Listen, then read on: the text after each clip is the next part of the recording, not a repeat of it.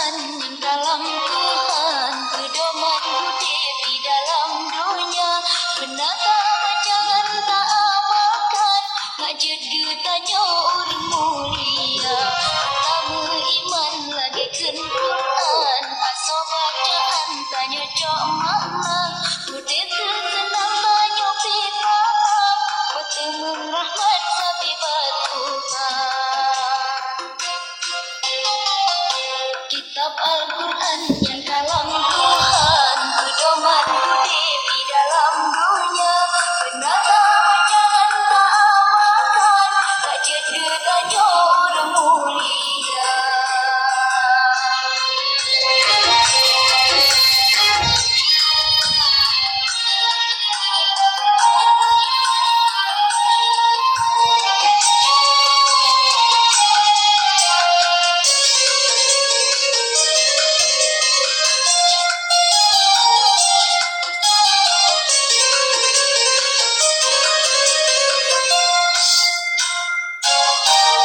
So baca Quran yang tak amalkan, tanya mulia dalam agama. Bacangan hati benar tak resam, tajuk pedoman budi di dunia. Benar tak amal kitab Al-Quran, budi tersenang akhirat nyata. Diberi petunjuk Allah balasan, urang malam rahmat sabila. Kitab Al-Quran yang kalam Tuhan, pedoman budi di dalam dunia. Benar tak jangan tak amalkan, tak jadi tanya orang mulia.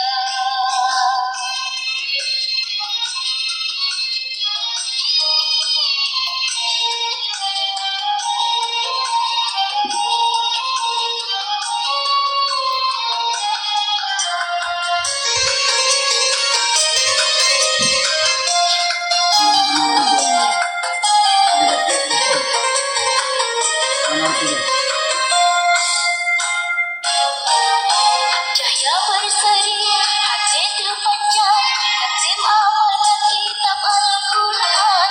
Lagi bulan terang, ramai Ramadan, diberi penerang Allah yang besar. Karena Al-Quran petunjuk jalan, yang kena patah hukum di dunia.